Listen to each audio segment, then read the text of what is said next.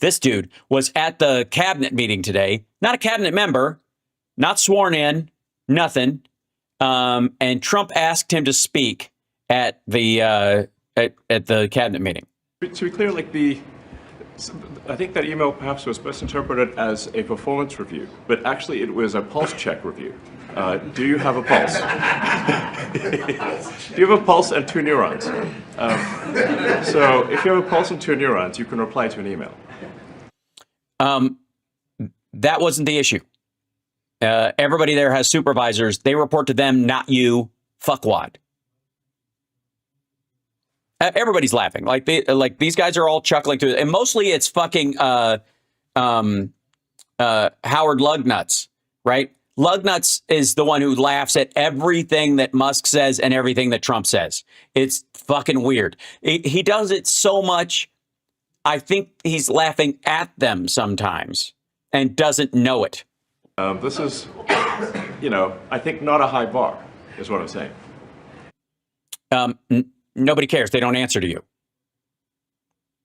And giving someone a new task in the middle of what they're doing and making them answer it when you could talk to their supervisor because they actually have one. Here's what you would do is you would talk to their supervisors and you would go, what are the jobs these folks are doing primarily in each of these areas? And you would say, who's doing well, who isn't, performance reviews, and then you'd cull people that weren't performing well. That's how you would do it. As a matter of fact, in this stupid, send out an email, and if they don't answer it back in a certain amount of time, that they should get fired, would actually punish the busiest and hardest working people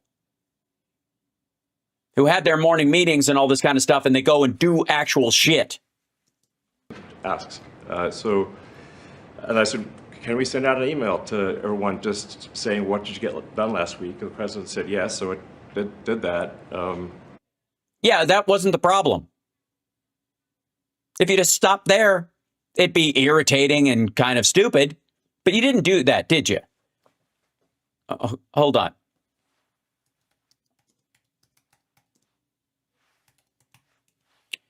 That's the description he gives. This is the description he gave. Run that by me again. What happened? Stupid. Oh, because it won't. And hold on. Let's go. Let's see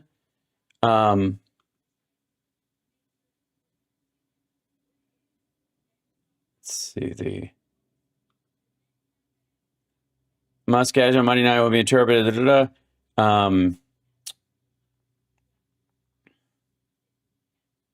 Trying to find the text of it. Let's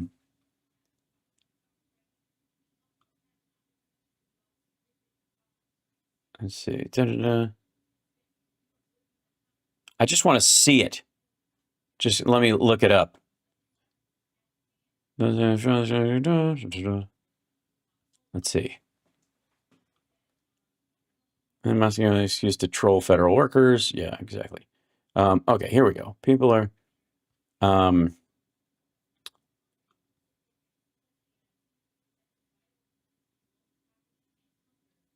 yeah. So it wasn't that he said, you can just answer the email. We just sent it out just to see what people do, just a pulse check. It said failure to respond will be taken as resignation. No word on when. The assumption is right away. In a bunch of these areas, it's like, wait a minute, how much about what I'm doing can I put in a fucking email? If you're in the health industry, right?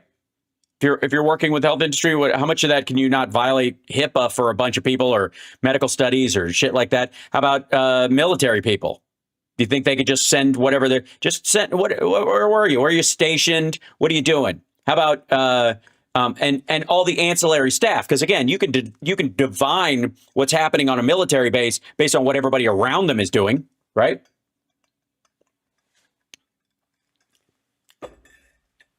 They sent how Elon and Musk and Trump sent an email trap. It was kind of what it was. But he goes, okay, this is the email. Here it is. The latest OPM from HR. What did you do last week? body. Please reply to this email with approximately 5 bullets of what you accomplished last week and CC your manager. Please don't send any classified information, links, or attachments. Deadline is this Monday at 11:59 Eastern Time.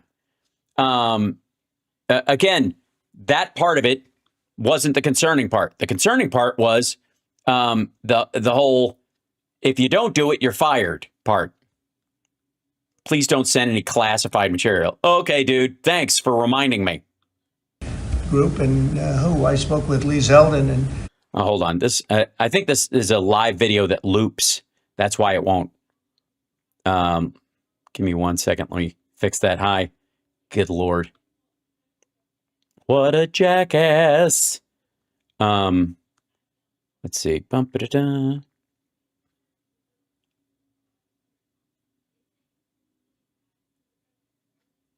Trying to find, I want to find, I might be able to find it in there. By the way,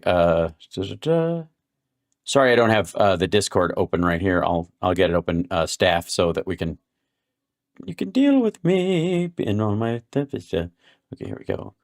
Sorry. Chamber, there we go. Oh, awesome. Thank you for the audio drops. Yeah, get those in a second. There's I'm fairly certain, let me scroll down. Do we have a, Naylor brother, during my time at USAF, working in military hospitals, civilians that we worked with every day were awesome folks, many colors, served and performed excellently, and couldn't do our jobs without them. Can't recall even one who wasn't lovely and hardworking. Exactly. Yeah, it's CSL. I don't know if we could find the Musk video of him yammering yeah. Because I had one earlier, but the audio on it was ass. Like it was like the audio at the actual gathering that the White House put together from their site sounds so bad. I was looking elsewhere to try and find it. Just stupid. So, but Musk himself, let's see if I can, I'll do it. I'll look too as we do this. Musk cabinet something meeting. Yeah, this is the news about Mr. President Trump cabinet meeting. Yeah. Is the ABC one? so Elon, if you could get up and explain where you are, how you're doing, and how much we're cutting, and it's an honor to have you. He's been a tremendously successful guy. He's really working so hard, and he's got businesses to run. And in many ways, they say, "How do you do this?" And you know, it's he's sacrificing a lot. No, he's not. We live in an information age. Information is power. He's getting access to the private information of every American taxpayer. Fuck off with this nonsense. And getting a lot of praise, I'll tell you, but he's also getting hit, and we would expect that, and that's the way it works. Okay, cool. Is this the PBS NewsHour? Maybe the audio's better on theirs. Hopefully. Okay. Oh, this is his. Oh, I see. This is the whole thing. Oh, yeah. Okay, just so you know, he had the HUD secretary do a prayer at the top of the thing. There's Vance and Pam Bondi. He literally had the HUD secretary do the invocation. Very much. We appreciate you being here, and we've put together a great cabinet, and we've had tremendous. There's lug nuts and ball sniff. Bag sniff. I like bag sniff. You're right. Lil Marco and Doug Burnout, and then Shorty Pants right here. JD Pants. The success. We've been given a lot of credit for having a very successful first month, and we want to make that many months and years, actually. Oh, yeah. They also have, it's choppy as fuck, too. Okay, this is the feed that the White House sent out. This is their own camera. So PBS is using this, and so is like a bunch of other sites. It's super fucking weird. It's choppy as hell, to the point where at one point I was like, wait a minute, did they do this via AI? Did they just grab a bunch of shit and shorten it? Did they take out like ums and farts and stuff like that, and it went out almost live using that feed? And the buzz on the audio it sucks. probably $350 billion. What is that? Like, for real? It's the fucking White House. Like, I understand when I have audio problems, but I mean, this desk is held together with shoestrings. Europe is in for $100 billion, and that's a big difference. So we're in for probably 3 times as much. All right, whatever. He yammers on, and then does he have the guy? Yeah, this is the prayer. Thank you, Mr. President. Let's pray. Father, we thank you for this awesome privilege, Father, to be in your presence. God, thank you that you've allowed us to see this day. The Bible says that your mercies are new every morning. And Father God, we give you the glory and the honor. Thank you, God, for President Trump, Father, for appointing us. Father God, thank you for anointing us to do this job. Father, sorry, they were appointed by God? Oh, maybe Trump is God. I see. That's Trump was. That's why I look back. Like, are you going to mention that I'm God in this? we pray you'll give the... Okay. No, I don't. I even if I think it's BS, I usually don't go after people's if they're praying. I just give everybody deference in that moment. But it would be irritating if I continue to listen to it. Now, this is. Let's see if we can find Musk in this, and they go to lug nuts, and then they go to there's Hegseth, and he chit chats for a split second, and then they go to there's felon Musk.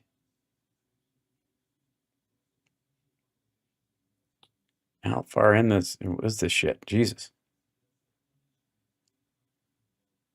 I want to feel like they did it relatively early on, but I guess not. All right, this will be the same on the other audio probably, so we shall see what we shall see. So I'd like to have Elon Musk please say a few words. Well, Thank you, Elon. Thank you, Mr. President. I actually just call myself a humble tech support here because this is actually, as crazy as it sounds, that is almost a literal... He's wearing his tech support shirt. Yeah, that he got on Amazon, ironically. Description of the work that the Doge team is doing is helping fix the government computer systems. Many of these systems are extremely old. They don't communicate. There are a lot of mistakes in the systems. The software doesn't work. So we are actually tech. So why aren't you presenting this as a vendor to the Congress who can allocate a demo of the job to you and then you can fucking do it?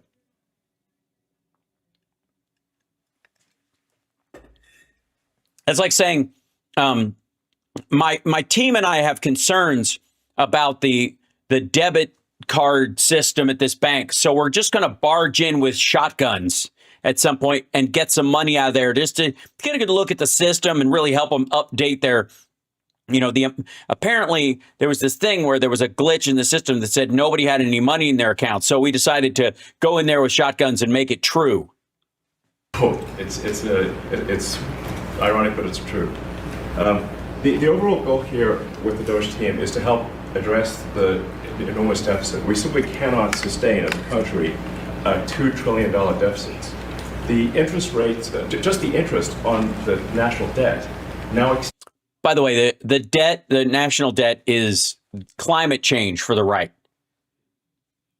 98% of people agree that we cannot sustain this kind of a debt. It's just overwhelming. And within 10 years, the world's going to end. Like he's the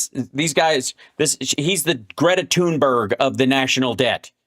And I got news for you. The concept of how you pay things off in the next 10 years is going to change drastically anyways. So you couldn't even parse it out. It's one of the reasons why they were stacking debt as much as they were, because there are going to be ways to eliminate it. This is just lazy. The Defense Department spending.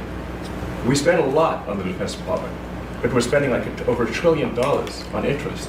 If this continues, the country will become de facto bankrupt. It's not an optional thing. Also, de facto bankrupt is doing a lot of heavy lifting.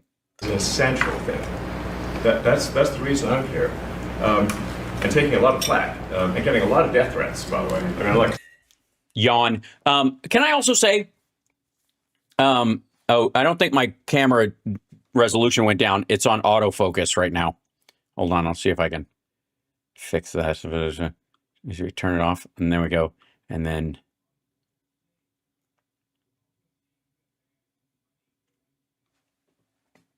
That'll be all right. Okay. So, the U.S. is not bankrupt, by the way. The United States is not going to go bankrupt. The federal government has this debt and accrues it and the like. But the country itself doesn't. The taxpayer are technically on the hook for repaying this debt, or the U.S. defaults and other stuff. But the states themselves, the individuals themselves, aren't going to get sold for hawk at that point. They're not going to come around like taking people's private property to pay off the national debt. It doesn't work that way. What happens is that the credit and borrowing of the country is wait, who put that in there? No. Yeah,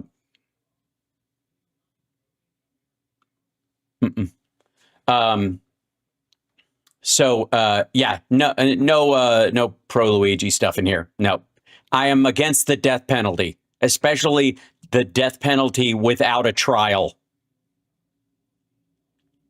But what I was saying is that these guys, in addressing it, like the federal government itself has this debt, and its ability to borrow is what's on the line. That's what he means by de facto bankrupt. But the U.S. has near unlimited line of credit and or borrowing. The other thing too, Alyosha, is that we're not just the GDP of the United States is not what's the whole factor of our economy, because our national debt, because our country, our GDP isn't just our GDP. It also technically should include any other countries on the dollar standard, or the exchange element of the economy on the dollar standard, which is somewhere in the order of like $9 to $12 trillion higher than our regular GDP. So the world trading the dollar is actually that those dollars in existence also play a part in the economy of the world. And so all of those things, our debt to GDP ratio, the U.S. GDP is not the whole of the dollar's economy. Back them up, but if we don't do this, America will go bankrupt. That's why. Hold on, because we got pro here too. What does that mean? Then no. Then fuck off. Please leave. No. Has to be done. I'm confident at this point, knock on wood, knock on my wooden head. There's got a lot of wood up there. So charming. That we can actually find $1 trillion in savings. That would be roughly 15% of the $7 trillion budget. And obviously that can only be done with the support of everyone in this room. And I'd like to thank everyone for your support. Thank you very much. This can only be done with your support. So this is really, Doge is a support function for the president and for the agencies and departments to help achieve those savings and to effectively find 15% in reduction in fraud and waste. And we bring the... Sorry, you're going to reduce 15% of the fraud and waste? So 85% of the fraud and waste we're just going to keep? Jesus Christ. You mean the overall budget? Talk about... if you can't articulate the actual system you are engaged in, either drawing money from or putting money towards or refining or making more efficient, if you can't adequately describe it, you're too fucking stupid to go anywhere near it. So people say, like, well, is this real? Just go to doge.gov. We line item by line item, we specify each item. So, and we... Yeah, and I did an entire show how most of it is bullshit. A huge portion of things they claim as savings are contracts that ended last year. We line item by line item, we specify each item. So, and I should say, we will make mistakes. We won't be perfect, but when we... there it is. We won't be perfect. It's the perfection fallback. Make a mistake. We'll fix it very quickly. No, they didn't. They haven't fixed it at all. They haven't. They corrected one number where they said $8 billion for something that was $8 million. A program that was $8 million, they said was $8 billion. They removed that, and the number went from 55 to 65 billion in their savings. Nonsense. So, for example, with USAID, one of the things we accidentally canceled very briefly was Ebola, Ebola prevention. I think we all want Ebola prevention.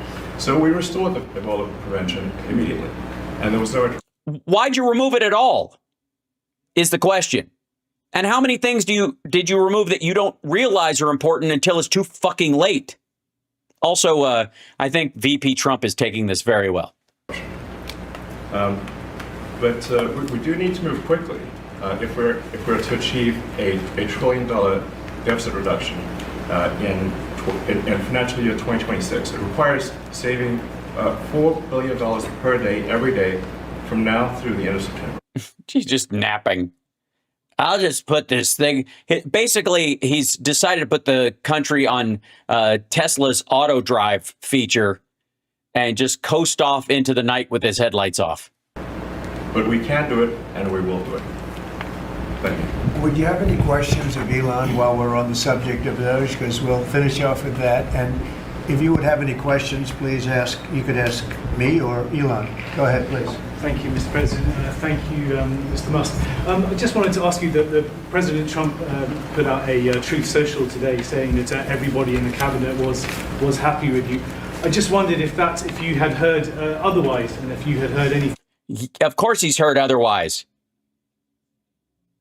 Otherwise, he wouldn't have posted that everybody likes Elon. He wouldn't have had to. You can tell the shit he's defensive on if he apropos of nothing comes out and says randomly, like, everybody loves this thing we're doing. Okay, clearly he's hearing a lot of people going, this sucks. About members of the cabinet who weren't happy with the way things were going. And if so, what are you doing to address those, any dissatisfaction? Hey, Elon, let the cabinet speak just for a second. Is anybody unhappy with Elon? If you are, we'll throw him out of here. Is anybody unhappy?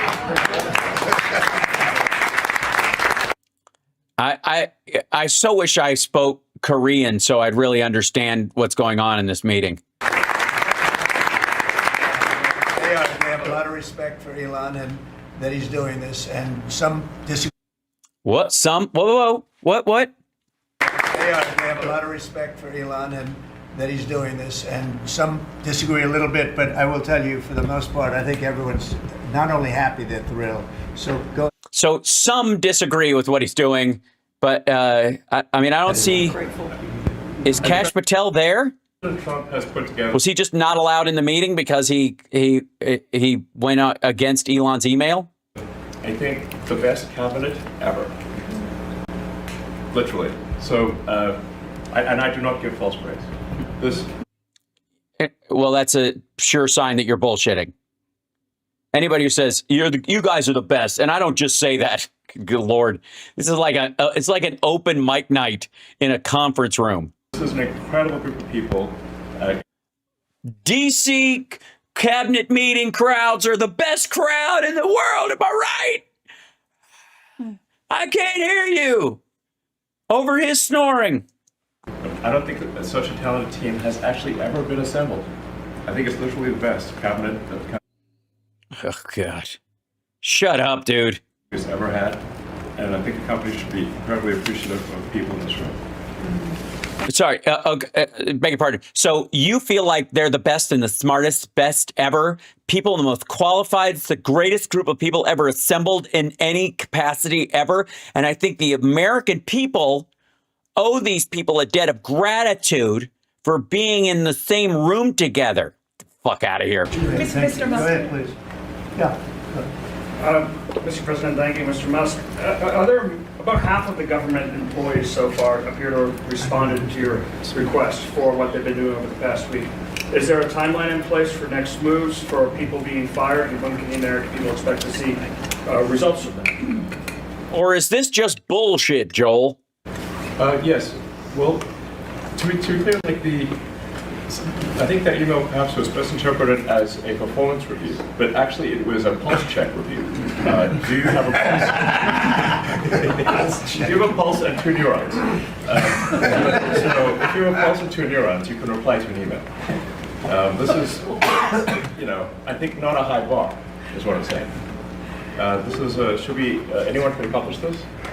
But what we are trying to get to the bottom. Yeah, the question is genuinely, why are they answering to you?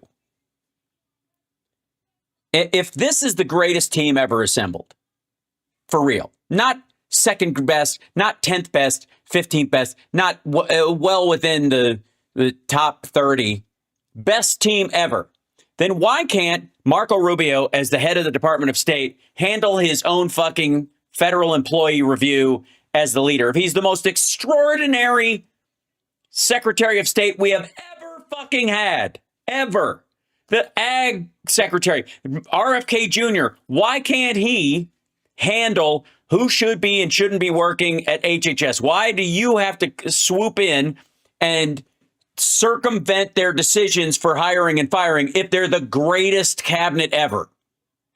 Because it sounds like something you'd have to do if they all suck. Only the worst cabinet in history would need some rando asshole lobbyist rich dude to create a, if you want to work at this job and you like me, check this box, cootie catcher email that he sends out circumventing their hiring and firing with their bowed heads and their cowed hand stances and their fucking hands in their lap covering their dicks because they're all being emasculated or embarrassed by this process. If they're the best cabinet in the world, why the fuck do they need you? And the fact that you did this proves that you're lying when you say you think this is the best cabinet ever. If you did, you wouldn't have to worry about it. You could go to each department and go, we'll do it for you. We'll help you with this performance review after you guys get situated even. But you didn't. You just you need to cull a certain amount of people from the federal government because this prick wants to extend his $4.5 trillion tax cut, and he knows it's going to blow a hole in the budget. And there's no, this is garbage. And the fact that he even brings this up, that we've got to get close to a balanced budget or we're going to save 15% of waste, fraud, and abuse by 2026. The budget the Senate offers raises the budget $340 billion. The budget from the House, the one that they just passed by one vote, raises the debt ceiling $4 trillion before the tax cut. $4 trillion and cuts Medicaid. Why does it cut Medicaid and raise the debt ceiling $4 trillion? Because $500 billion from Medicaid and $4 trillion for the debt ceiling gives this prick his $4.5 trillion tax cut for the upper 1%. That's why. Shut up.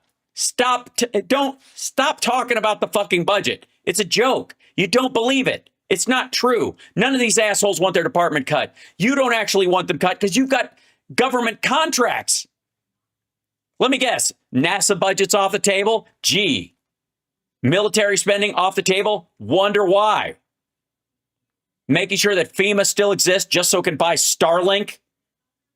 Nobody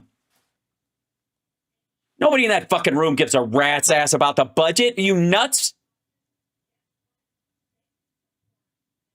Pete Hegseth was just talking about how they're not cutting the military budget. They're going to improve. They're going to double down. Quite the opposite, if anything. Is we think there are a number of people on the government payroll who are dead, which is probably why they can't respond, and some people who are not real people, like they're literally fictional individuals that are collecting paychecks. Well, somebody's collecting paychecks on a fictional individual, so we're just literally trying to figure out: are these people real? Are they alive? And can they write an email? Which I got news for you, motherfucker. AI can write emails. Somebody with a fake account or a fake existence, if they could just write an email, they're just covered. They just keep getting their fucking check. Get in your fucking private plane and fly around to these places with the cabinet secretary reviewing all these areas. I mean, it's about half of them are in D.C. anyways. Go knock on doors yourself with the cabinet official that's in charge of it, or have them do it and report to you and so you can translate it into dipshit for this guy. But don't pretend you give a fuck about the budget. You don't care about the budget. None of you assholes care about the budget. He's about to blow a $14 trillion hole in it. Jesus Christ. Hold on. Let's see. GOP budget raises debt ceiling. There you go.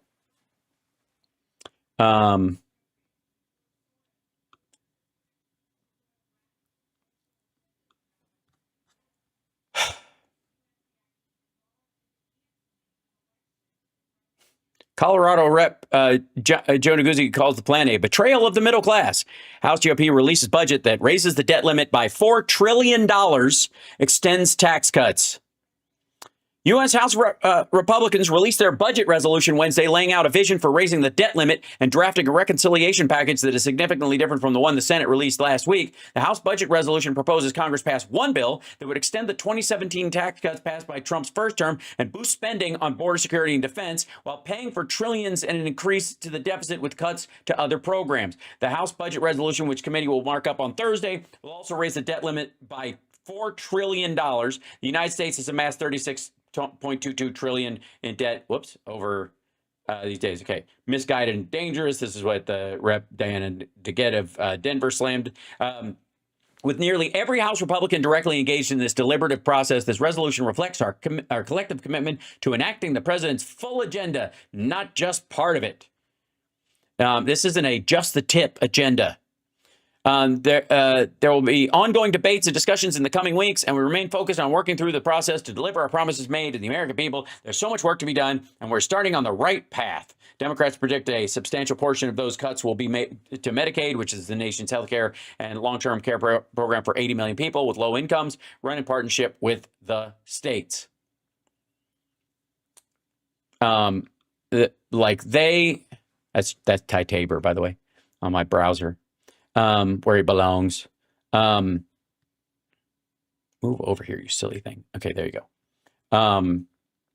Back to here. This is the one. Let's see. What's in the House budget resolution? 9. Okay. Here's what to know about the House budget resolution. What to know about the plan.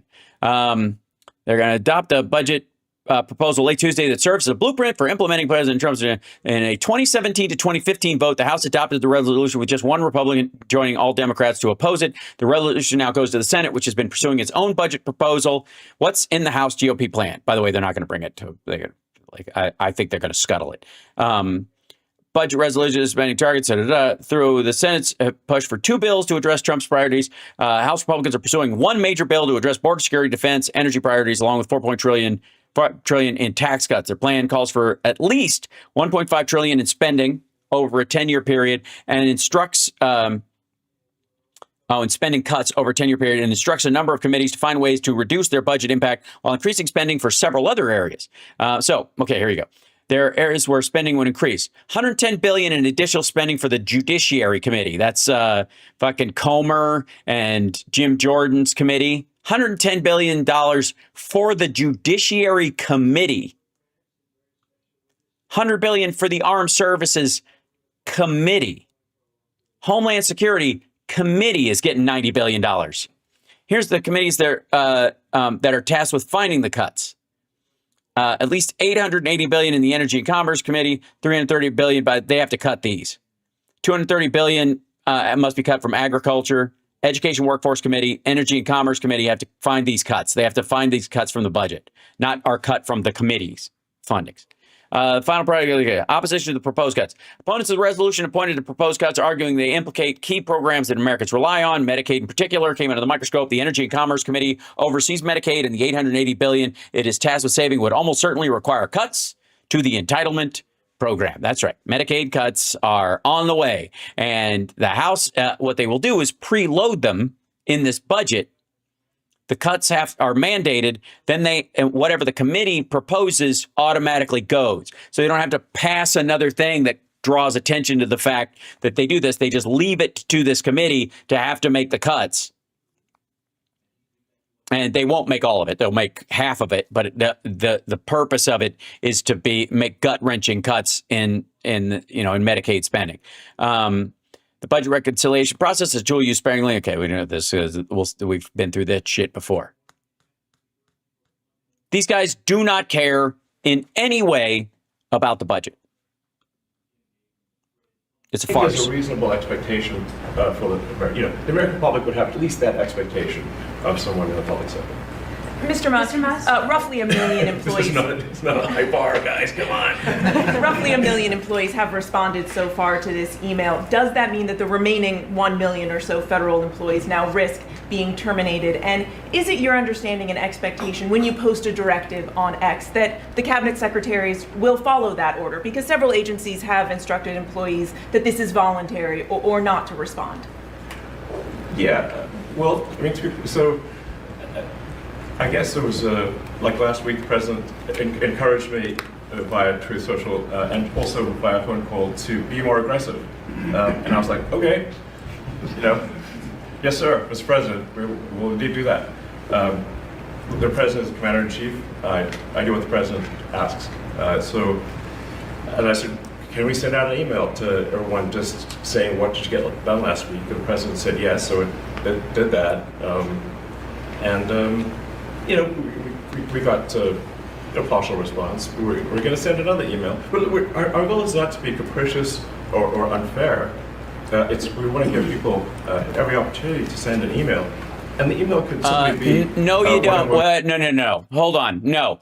You sent it out and then you tweeted that if people don't reply, and you tweeted it. So you didn't even add it. You didn't have the balls to add it to the fucking email. If that's the standard, if the email is what, it tells you got to answer this or you're going to be fired, you don't get to leave that off the email and then tweet about it, assuming that every federal employee has to have a fucking Twitter account to know if they have a goddamn job or not. The fuck's wrong with you? So no, that's not more aggressive. And no, you're not giving people plenty of time. And no, it wasn't a pulse check. It's too sensitive or classified to describe. Like literally just, that would be sufficient. I think this is just common sense.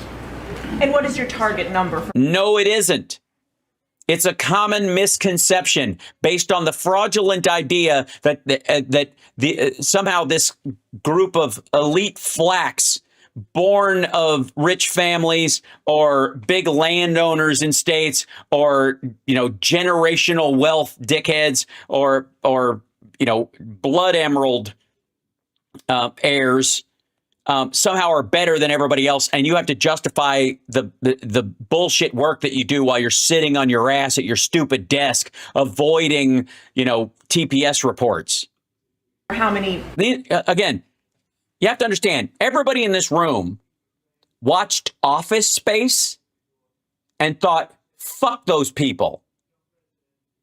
I hope they all get fired. Workers, employees, you're looking to cut total? We wish to keep everyone who is doing a job that is essential and doing that job well. But if the job is not essential or they're not doing the job well, they obviously should know. Yeah, they need to know, first of all, and secondly, especially if you find out how essential they were afterwards, like firing all the people who worked on bird flu. In the middle of an avian flu outbreak, this asshole and his team fired a bunch of experts on avian flu. You know why? Because they were hired during the Biden administration and they assumed that they must have been black or women and that they were only hired because of DEI. On the public payroll. That wasn't a standard. Those are crucial jobs that need to be done right fucking now. I'd like to add, wait a minute. I'd like to add that those million people that haven't responded, though, Elon, they are on the bubble. I wouldn't say that we're thrilled about it. They haven't responded. Now, maybe they don't exist. Maybe we're paying people that don't exist. Don't forget, we just got here. This group just got here. Yeah, you just got here, and you're attempting to fire half the federal workforce because they don't answer to an email and a threat from Twitter.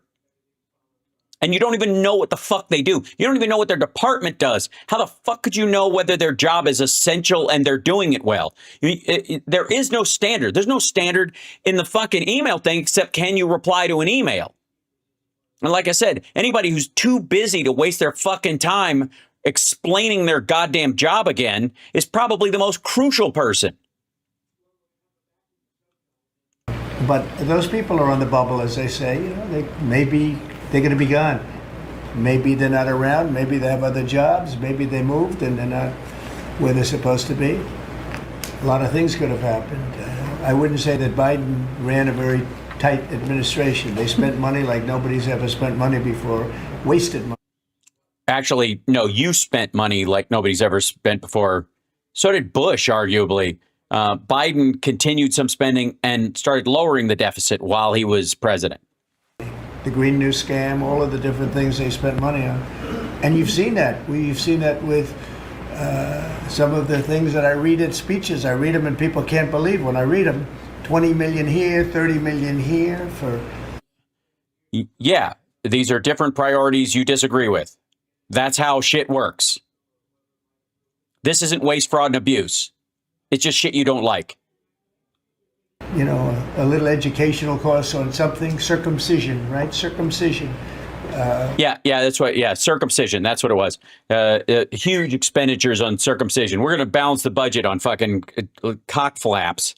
$20 million to inform the people of such and such a country on other things and other things other than that. Yes, other things and other things. Sure. So, those people are, right now we're trying to find out who those people are that haven't responded.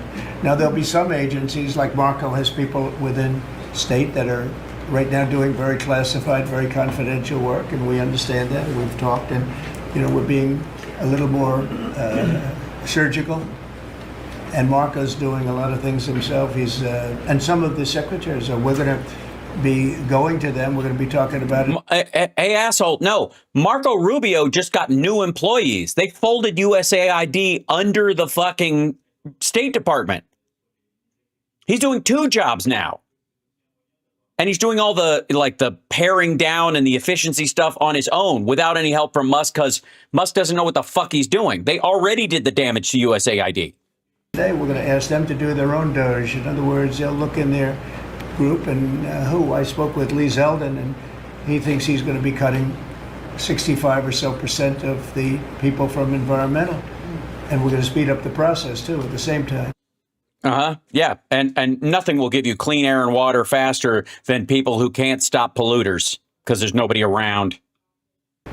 You had a lot of people that weren't doing their job. They were just obstructionists, and a lot of people that didn't exist, I guess, Lee, too. We found a lot of empty spots that the people weren't there. They didn't exist. And I think education is going to be one of those. You go around Washington, you see all these buildings for the Department of Education. We want to move education back to the states where it belongs. Iowa should have education. Indiana should run their own education. They do. They just get federal funding for areas that are disenfranchised or don't have property taxes high enough to pay for their schools.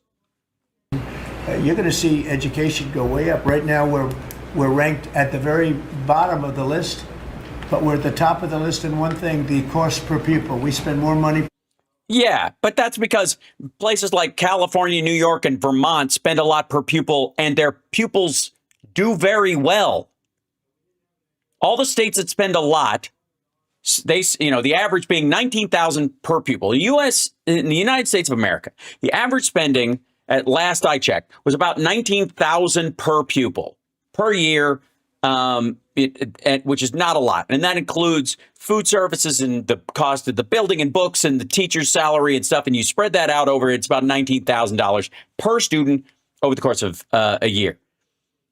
The states that have the best outcomes spend closer to $27,000 per student because teacher pay is higher. They have smaller classrooms. They have more teachers, so that number goes higher. But it's not like we're just doling out cash to a kid directly. It's all the ancillary costs: the better schools, the better materials, the better computers, the better labs in for biology departments, and the better music departments, and the better theater programs, and the better the library, all that kind of shit. Okay. All that stuff is, fanned out per pupil, okay? And those are the schools that have the best outcomes. Those are the kids that go to elite universities. Those are the kids that end up being the biggest earners in the fucking country because they get $27,000 on average spent on them. If the average is 19, that means a lot of kids are getting way less, closer to 9 or 10,000 per pupil in a lot of the states. And which states and what do you think the outcomes educationally do those states present? Huh? Oh, okay. Well, I can't have him on the screen and show this. So 1 second. Yeah. She's a little skittish. Oh. How's it doing? Cinnamon. This is Cinnamon. This is Cinnamonkey. Hi, Cinnamonkey. Cinnamon's a kitty. Hello, Cinnamon kitty. Hello. Hello. You're very nervous? Are you very nervous? You're a little nervous, little girl. Are you okay? Are you okay? Are you okay? What's that doing? What is it doing? Hello. Cinnamon just was broken. She no longer works. Hi, don't take offense. And she's just been adopted. She's actually got a home.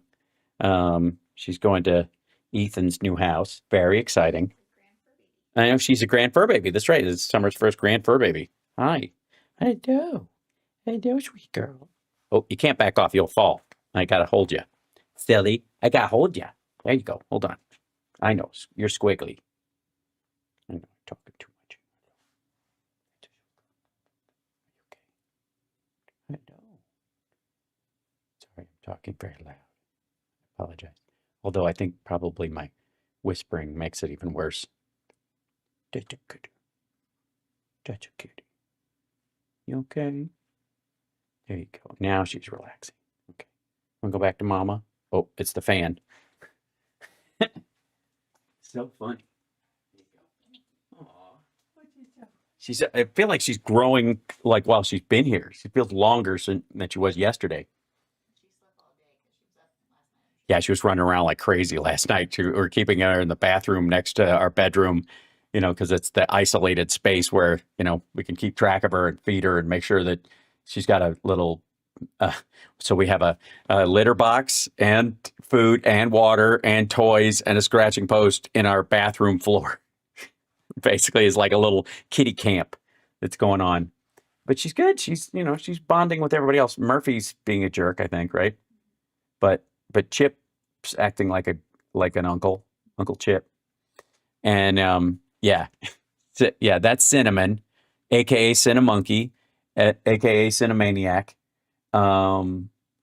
aka Chocolate Chip. So that's really sweet. Actually, that's pretty nice. I went over. That was good. I think we should end on that because nobody needs to listen anymore of Trump after you've seen a cute, adorable cat like this.